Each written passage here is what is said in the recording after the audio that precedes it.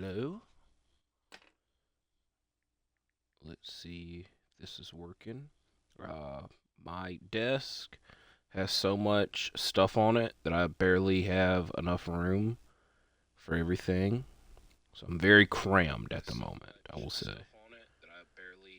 But I do think that everything is working. As we're here for another Ring of Honor review and another set of AEW pay-per-view predictions. We got a double header today.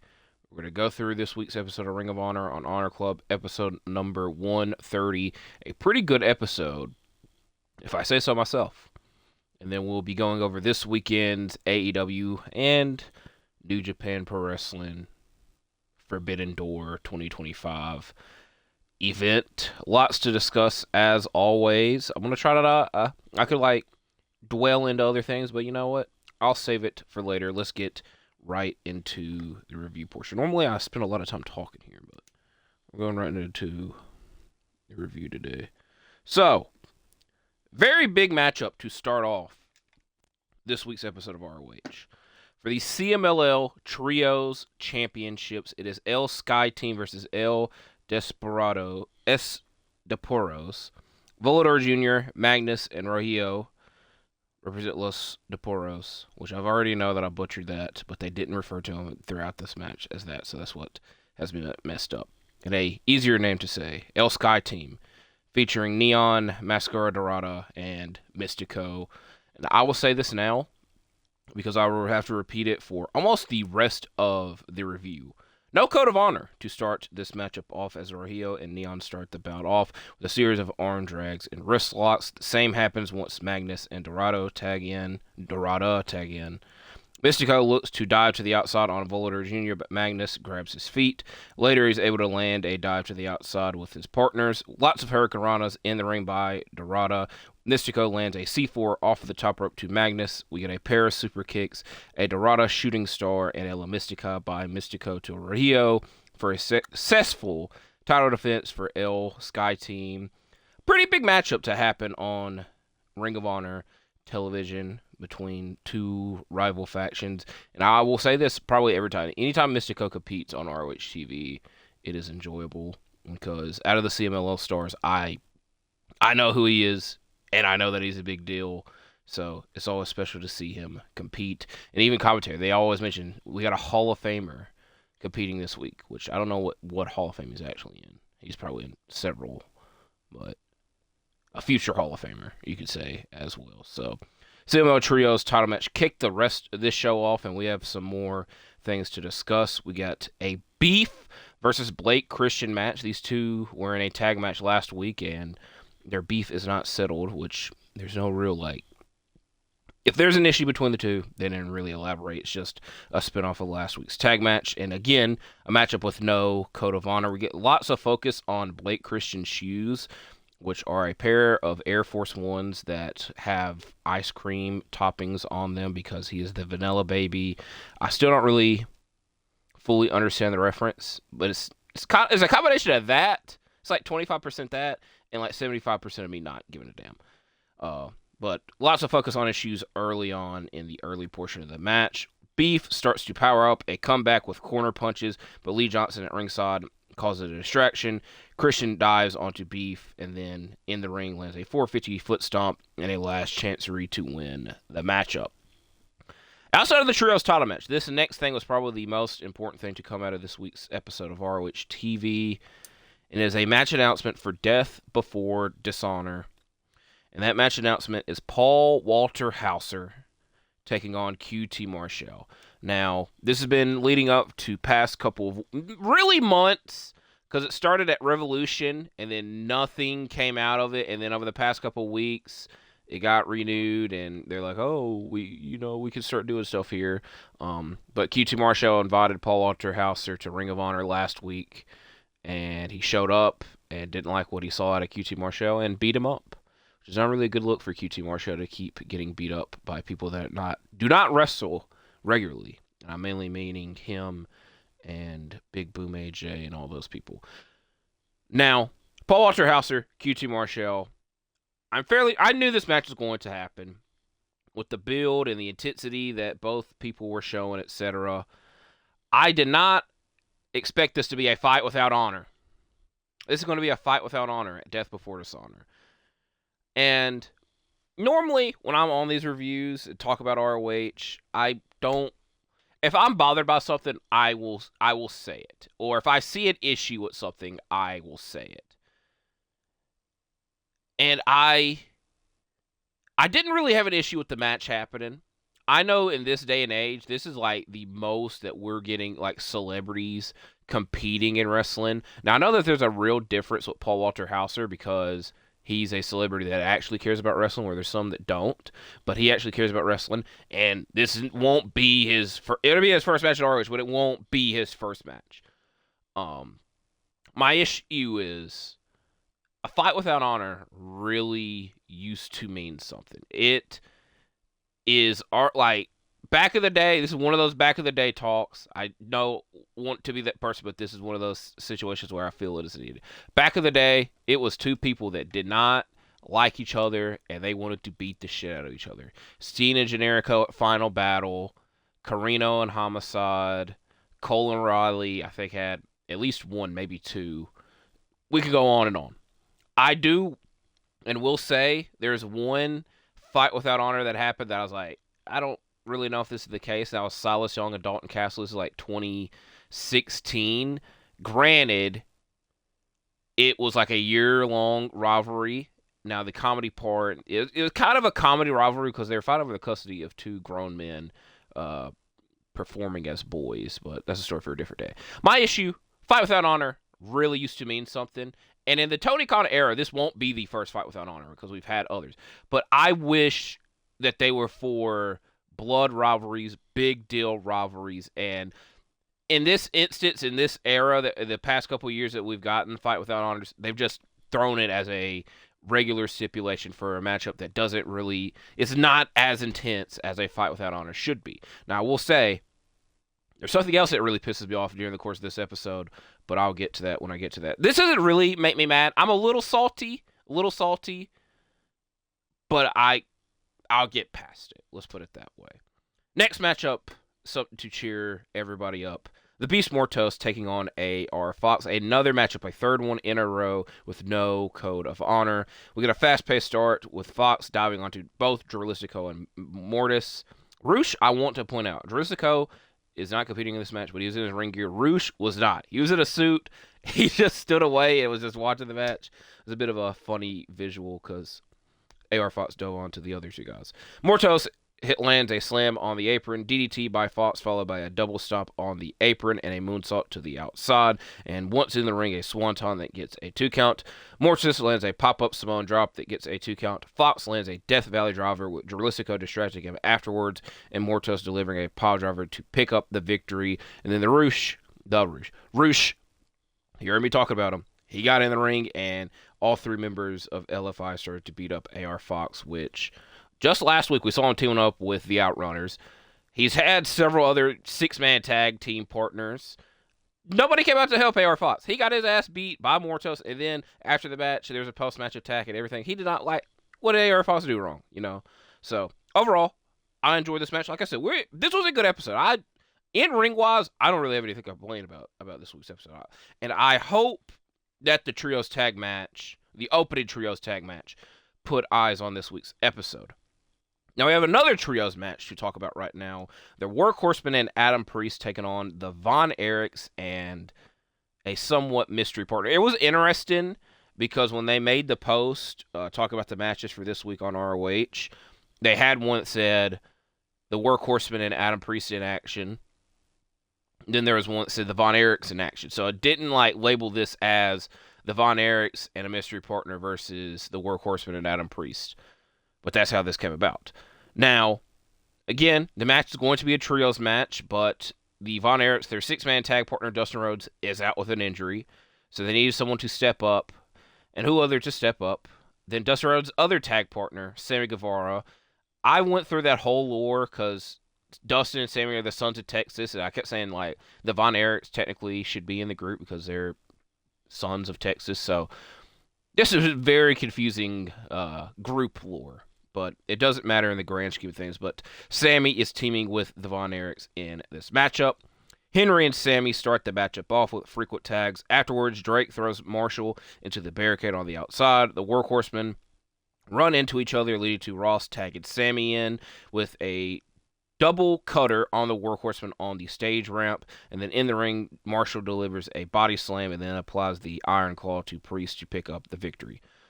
Now, I was telling y'all there's something that really made me mad on this week's episode. Thing one, I was talking about slightly salty. I don't know what's on a ranking scale. Maybe this I should work on this. We should make a ranking scale of things. Slightly, all right. Okay is at the bottom. Slightly salty is above it. What the fuck are we doing is above that. Really pissed off. We could interchange those two, maybe. I don't know. Regardless, I was putting over the Workhorseman and Adam Priest last week. I was like, this would be a nice trio for the trios titles. 6-man tag titles.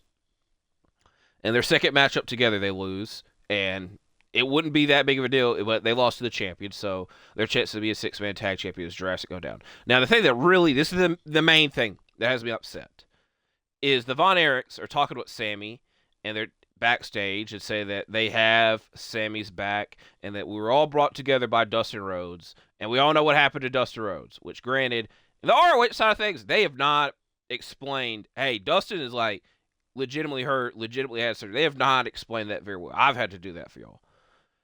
And again, my point that I've made for the past 2-3 weeks, they've been beating around the bush. What the hell is the status of these titles? And the Von Erichs said, hey, Sammy, we want you to join us in this 6-man tag and to carry on what Dustin was doing.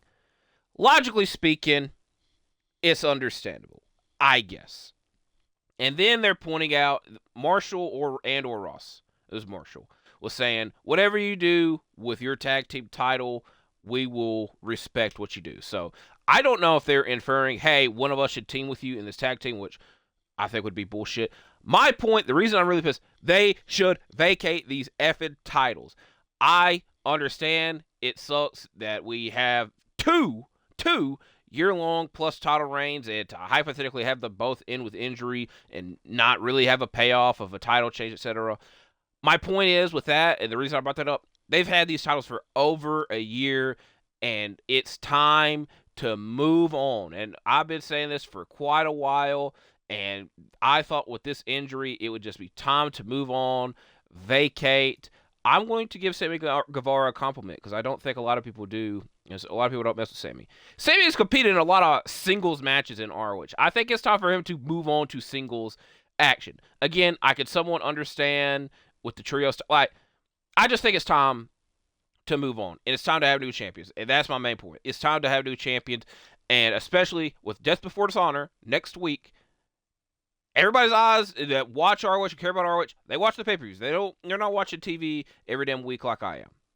If you're keeping up with these reviews every week, I appreciate you. That was kind of a slight diss. I didn't mean it for it to be. I apologize. Point being, backtracking, defending myself. We have in these 130 episodes, we've never had a title change, which again is somewhat fair because these are taped episodes. They don't really want to tape a title change, etc. All these title changes happen on pay-per-view, and maybe I'm rambling and ranting for no reason, but I'm open. We get to Death Before Dishonor next week, and we have new tag team and 6-man tag champions, and everybody can move on to the division, can move on, etc. Because I looked up the recovery time for double knee replacement. It said several months. I think Dustin Rhodes should take as much time as he needs to recover. And if he really wants to come back ASAP to defend these titles, all respect to him. Logically speaking, I don't think that would be the right thing to do, the smart thing to do, or the thing that I would support. But all respect to him. Point being, I'm ready for new tag team and 6-man tag champions. Now, other news, still talking about titles. We have no update on Red Velvet and her women's TV title. I don't even know what the hell her injury is. And I think that was a load of bullshit crowning an interim champion and just nothing. She got immediately injured and is going to come back before the actual champion. In fact, that is just a whole nother debacle entirely, but I can look past it because there's a storyline reason, an actual reason to go after Athena because she is the person that injured her. So I can understand that. The men's TV champion, Nick Wayne, is out with a broken foot. Now, he's got a lot going on, a.k.a. worrying about Adam Copeland and Christian Cage on AEW TV, and he appears occasionally on ROH TV. I can't really blame him. He was on last week's episode, so I don't know what the hell's going to come out of the men's TV title. We have how many champions in ROH? We got the World, the Women's World, the Pure, the Tag Team, the Six-Man Tag Team, the Television, and the Women's Television. Out of those, 4 of the 7 are effing hurt right now. This is a bad omen, a bad sign for these damn titles, etc. So, my point is, Death Before Dishonor is next week. I appreciate and cherish these ROH pay-per-views that we get because we don't get as many.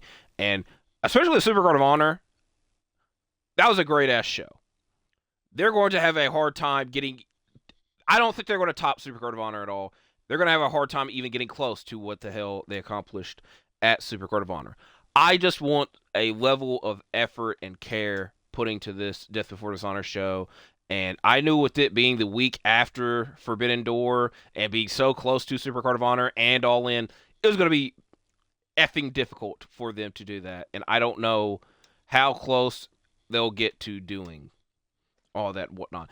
But I would say something that would excite fans, excite me especially, and is a bit of a layup, is to crown, like, hey, if you watch the show, you're going to see new tag team and six-man tag champions. I don't know the severity of Nick Wayne's injury, so I'm not going to say, hey, make him vacate as well, but 3 new champions, like, guaranteed, would give a reason for people to be in tune to the show. But time will tell. Again, I don't really like going into a show only knowing 4 of the matches, so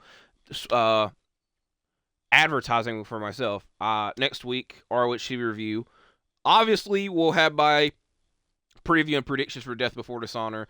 Let's get back to this damn episode of ROH. I've talked a lot. We still got 2 matches left. The first of those 2 matches being Trish Adora versus Janae Kai. We got several kicks by Kai early on, but the leg ends up damaged, and Adora targets it for the rest of the match. Adora lands a big back breaker for a 2 count, and then lands a German suplex and lariat Tubman to pick up the victory, leading us to our main event matchup: Jay Lethal taking on Hechicero. Hechicero looking to build up momentum for his Ring of Honor World Title match next week.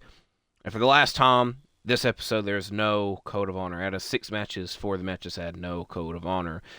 Early dive to the outside by Lethal. We get a pop-up knee in the corner by Hechicero. Don Callis, who accompanied him to the ring, tries to get in on the action, but is caught by the referee and then is sent to the back. Hechicero gets his feet up on Lethal's Hail to the King attempt. Then Lethal looks to turn it to a figure 4, but Hechicero turns that into a roll-up. We get a Lethal combination that gets a 2 count, a Lethal injection that is reversed into a grounded body scissors by Hechicero, and Lethal ends up tapping out from that. And Hechicero picks up a victory. And his first time, because last week we had the 2 episodes back to back. And Hechicero competed on both episodes. And after both matches, Hechicero attacked his opponent. We didn't get that this week. So maybe he will show some honor. Who knows? So overall, like I said, an actually good episode of ROH. I don't know how much of that will lead towards the pay-per-view next week or the pay-per-view this weekend. Granted, the Ring of Honor World Champion is competing on this weekend's show. So, overall, like I said, I enjoyed this week's episode. I did spend a lot of time talking about the tag team title situations, but they're not talking about it. Maybe they know something that I don't. But I'm trying to, I got to talk to y'all about it. I don't want y'all out like... A lot of people have questions and thoughts about it. I just voice mine very loudly and get pissed off about them. But we will soon enough have it. The next time I'm on an ROH TV review, we should have some type of answers. If we get to next week's show, next week's pay-per-view, to be exact, there's no tag team title matches for the 6-man or tag titles. I will be really pissed. And like I said, by the time we get to next week's episode, maybe I'll have that anger meter, figured out, because fight without honor, stipulation slightly salty. Not telling the fans what you're going to do with the tag titles, or not knowing what to do with the tag titles, really pissed off. So, let's get to talking about Forbidden Door. Because I needed to spit, because I got a fucking mouthful right now. Let me a sip of water. I love AEW pay-per-views because it gives me the perfect excuse to come play Fight Forever and Stadium Stampede, because I can just talk about the AEW product while playing this mode that I love so much. I don't know how many of you love it back, but I at least know that I do. First matchup to talk about. Kip Sabian and Killswitch / Luchasaurus, who is back. Glad to see him back. Taking on the team of Adam Copeland and Christian Cage, formerly known as Edge and Christian. Their first time they'll be teaming outside of the WWE since I've been born, at least. Because I was going to say the first time ever. Not, they teamed on the end, before they got to WWE, I'm pretty sure. But I will say, Edge and Christian are in my Fave 5 tag teams of all time, so it is pretty cool to see them reuniting and competing, especially because we thought that we would get this a lot sooner, considering that Copeland has been in AEW for 2 years. Almost 2 years fully. Almost 2 years. And to finally get the match together, it should be a fun and interesting one. Kip Sabian, I will say, his name is popping up on my page like somebody's got to take that pin, and it's probably going to be him. Even though I will say, if Luchasaurus, after being out for so long with the severity of injury he had and circumstance he was in, I wouldn't be that opposed and surprised to him winning. But I think Cope and Cage, when I wrote my notes down, I write down Cope and Cage. I feel like that'd be a pretty decent name. Either that or Edge and Christian, you can decide. I think it's more important for them to win their first match tag together since 2011. I want to be exact with that. Oh, let's go interview this guy about his contract situation. Oh, he didn't want to answer us, so let's just beat him up. Next matchup, the biggest one to take place on this show, literally and figuratively. Granted, I'm filming this Thursday, so anytime I do that and any matches, I fully imagine we'll get at least one match added to the 0 hour. Any match and thing that has changed to the card in a timely fashion, I'll comment my thoughts on it down below. But as of right now, we got 9 matches to talk about. But for now, the biggest match to take place on the show, literally and figuratively, is a lights-out steel cage match. Jon Moxley, Claudio Castagnoli, Gabe Kidd, and the Young Bucks taking on the team of Will Ospreay, Darby Allin, Hiroshi Tanahashi, and the Golden Lovers. Now, I will say the one thing I've not mentioned that has been talked about a lot with this show is how there's no New Japan presence at all, etc. New Japan is in a very weird spot, aka, and I'll be the one to say it. A lot of people have said it, but all the people that were highlights in New Japan are in freaking AEW. It's also, again, very weird for them to be doing this show right after the G1, and so making these talents fly over and compete on an international pay-per-view. Again, bit of a weird choice. Granted, I would only be... This is what I said. I've been saying this, but I only think would be a complaint if the rest of the card, looked like it was going to suck. And this card and this show looks the complete opposite of that. If this was a bad card and you're we're supposed to get all these crossovers, I can understand the frustration, but this actually looks like it should be a good show and some big matches are happening. Now back to this match, because we have New Japan talents in it. This is a bit of a difficult one to discuss, and I'm only saying that because when you look at the people that are in it, and you look at it is a one-sided affair. Now, I know in the wrestling industry, everybody takes bumps and bruises and gets hurt, etc.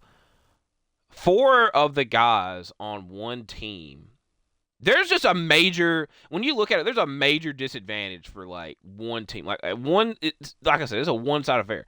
Will Ospreay is dealing with a very severe neck injury, and again, he's about to be at a damn cage match.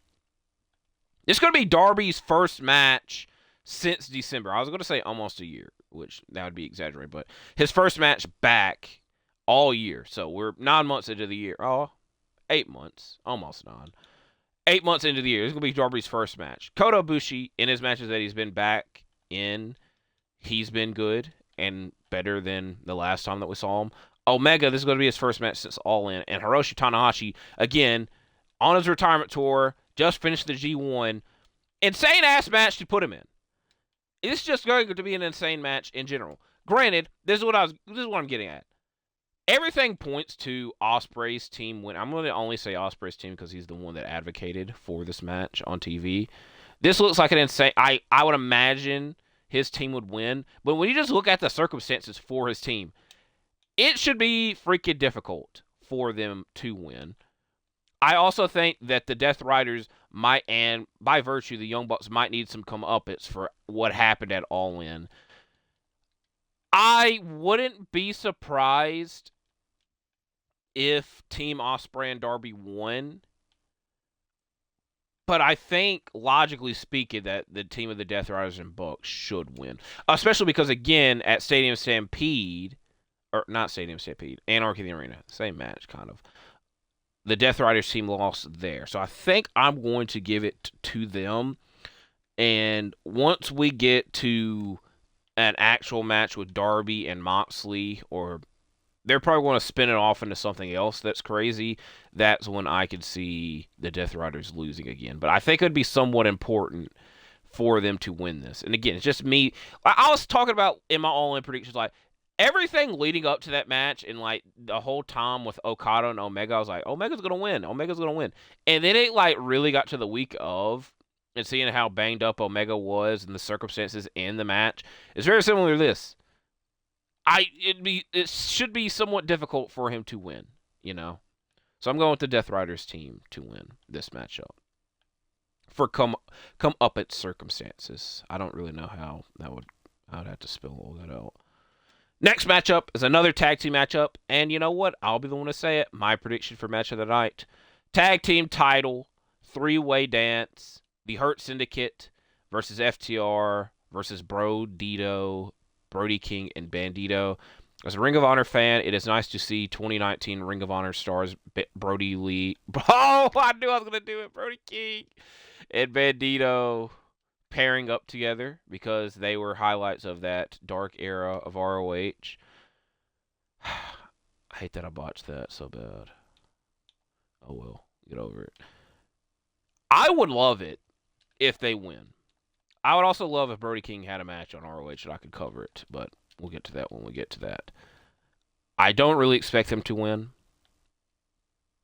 I also expect them to be the team that, like, loses, sadly. Which I guess, with me saying I don't expect them to win, that would just putting 2 to 2 together. Now it comes to the Hurt Syndicate and FTR part. Because everyone is expecting Copeland and Cage to face FTR at All Out next month. And the circumstances in question is, like, are the tag team titles needed for that? Not necessarily. Not necessarily. And my main factor and argument and thought process with all of this is, if the Hurt Syndicate lose, what the hell do they do? I wouldn't mind seeing Bobby and Shelton do some singles matches because it has been a while since we have seen that. And they gave us a pretty good tag title run. So I think I'm going to go, logically speaking, I'm going to go with FTR. I want Brody King and Bandito to win. I wouldn't be surprised if the Hurt Syndicate wins. So I kind of gave a prediction for all sides, but the one that's going down in the notebook is FTR. Because it's been a minute since they've had the AEW tag titles. I'll just say ROH tag titles. What happens when you try to combine so damn much? Next matchup, TNT title matchup, Kyle Fletcher taking on Hiromu Takahashi. Y'all cried and complained that Kyle Fletcher didn't win it All In, and then they gave him the damn TNT title. they're not going to take it away from him that quick. This is kind of me giving backhanded compliments and being a hater. So I got Kyle Fletcher winning. TBS title matchup, 4-way. Mercedes Moné defending against Alex Windsor, Persephone representing CMLL, and Bozilla representing Stardom. I think I picked Toni Storm. All right, maybe that should be a.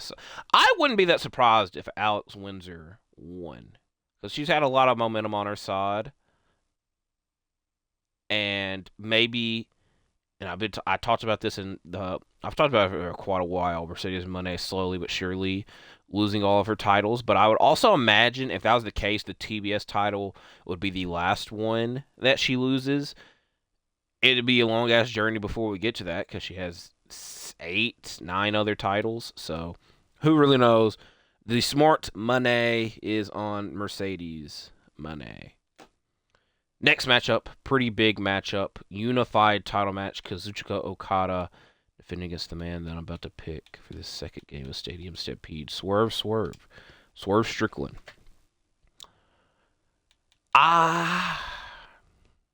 It's been a while since Swerve has had a big victory on his own, because you could say All In was a big victory, but that was a tag match. And Okada defeated Omega at All In. It's a bit of a difficult one to pick. And Okada's kind of on a Mercedes Moné type of run in his time in AEW, because not a lot of losses is what I mean by that. This is a bit of a difficult one to pick. I think I'm going to imagine Okada wins. There might be some type of screwy finish or time limit thing to where it gives Swerve another opportunity soon. He might win there. Who knows? I was going to say, I saw a report talk about Swerve also being injured. Key word there is report, and I didn't double check it, fact check it. Fact. I thought I said fat at first. Fact check it.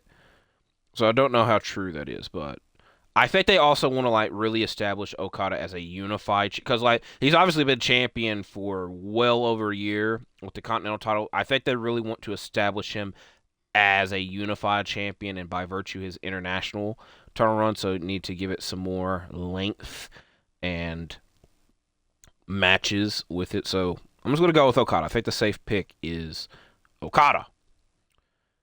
Women's title match. Toni Storm defending against Athena. Both are two people. I keep going back to this logic. What happened? What did they do at All In? And both competitors won it All In, because Toni Storm defeated Mercedes Moné to retain her women's title, and Athena won the women's Casino Gauntlet matchup. I'm going to go with Toni Storm. As much as I love Athena, and every time that I've done ROH pay-per-view predictions, I have obviously picked Athena, because she has been our Ring of Honor Women's Champion for almost 1,000 days at this point. Almost 3 years. I've pointed out she does not have the best track record in AEW matches. And over the past couple of years, she's been competing a lot more, obviously, in Ring of Honor. And she has never lost a singles match. All the matches she has lost have been tag matches, etc. But once she flips to that AEW side, it's not the best track record, like I said. And until recently, and winning that Casino's Gauntlet match, did that change? Now, will that be the ultimate deciding factor? If she won, I'm not complaining. I've been defending and watching Athena for the past 3 years carry Ring of Honor and be the best women's champion they have ever had, and probably will ever have, if we're just being effing honest. It's a difficult task to follow for whoever has to do it. But it's just, I don't see her being a double champion, especially because I don't see her being a double champion. I don't know. It's not impossible. It is not impossible. And again, if she won, I would be effing happy. Way better, considering that she would have the AEW Women's Championship before Mercedes Moné. But time will tell. Hey, Athena versus Mercedes Moné 2, with Athena being the women's champion, and then she beats Mercedes Moné. Oh yeah, oh yeah, I would like that. Will it happen? Probably not. But I'm gonna go with Toni Storm. The AEW Women's Division is in an interesting place because it's not bad. Where there's been times where it's just been bad. What the fuck we're doing right now? We got a lot of things heating up in this division. And we've spent a lot of the last around 3 years with Toni Storm as the women's champion. And the reason I kept saying interesting is like, I really don't know who the hell is going to win the women's title next. You know? So we will see what happens there. If Athena wins, I ain't complaining. But I'm just going to go with Toni Storm because I think that is the safe pick. And you know what? I was about to have an F it moment, but I already wrote down I picked Toni Storm, so I'm not changing that. So there's that. 2 more matches to discuss. IWGP World Title Match. Zack Sabre Jr. going against Nigel McGuinness. A dream matchup. 2 technical British stars. One of the 2000s, one of the 2010s, and current day. It's a matchup we have waited quite a long time for. Even more insane that is going to be for the IWGP World Title. If you were to tell me, hey, it kind of sucks. I can't say what I want to say. Is like, if you told me at the beginning of the year that Nigel would be fighting for the IWGP World Title, I can't really say that would be that impossible. Because I could definitely have seen them doing the Zack matchup. And at the beginning of the year, Zack was IWGP World Champion. So that's what makes that statement a little bit difficult to say. Granted, again, not complaining, and it should be a fun spectacle. Nigel, an all-time Ring of Honor legend, so anytime he competes is a big deal, and he won the technical spectacle on last week's Collision. And if you want me to be honest, I thought Daniel Garcia was going to win it. And then they could have done a Nigel Zack Sabre Jr. singles match on Dynamite and or Collision this week. Granted, we're getting it at a pay-per-view, making it a bigger deal, and giving Nigel a big showcase match. Granted, I don't see him defeating the guy that's been IWGP champion for almost... He hasn't had it all year, because Goto had his run with it. But I'm trying to remember when Zack won it back. You get the point that I'm making. Will be a fun spectacle. Probably the match I'm looking forward to the most. Just due to how many years we've really waited to see it take place. But the obvious pick is Zack Sabre Jr. Nigel wins. It's another thing. Like, again, Nigel wins. I ain't complaining. Last matchup to talk about. AEW World Title Match. Hangman Adam Page defending against MJF.